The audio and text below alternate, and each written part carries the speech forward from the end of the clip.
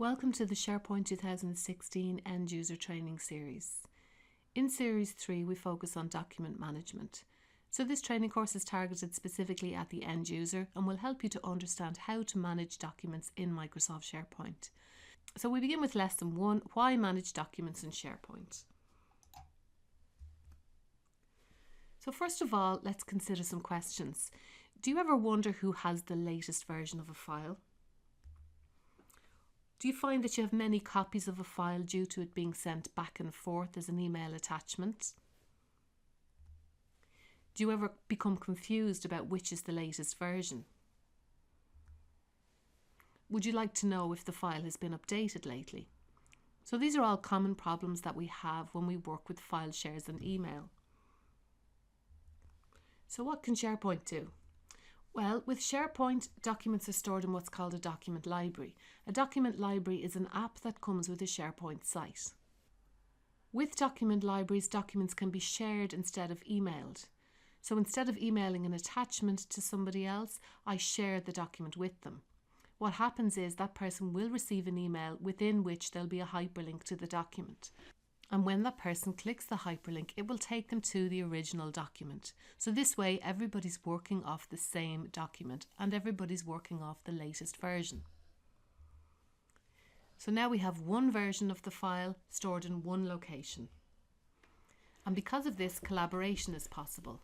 So SharePoint has a feature called co-authoring, which allows multiple people to open the same document at the same time and make changes, seeing one another's changes as they're made. You can track updates to the document using version control. And you can access those documents from anywhere as long as you have internet access. Access to the document library is managed by the site owner. So SharePoint has specific features that aren't available in a file share. There's a feature called inline preview, allowing you to look at your documents without actually opening the desktop application. There's a feature called co-authoring, which allows multiple people to work on a document at the same time.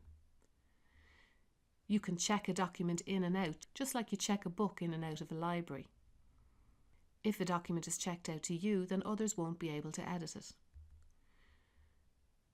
There's a feature called version control, which allows you to store all versions of one document in one place, and you can go back through those versions if you want to see a previous one. You can compare versions with one another, and you can even take an old version and restore it as the current one. You can set alerts on documents so that you receive an email notification if anybody else makes a change. You can tag documents with keywords, making them easy to find. There are views in the document library and you can customize them to display more or less fields. And SharePoint permissions determine who has access to the documentation.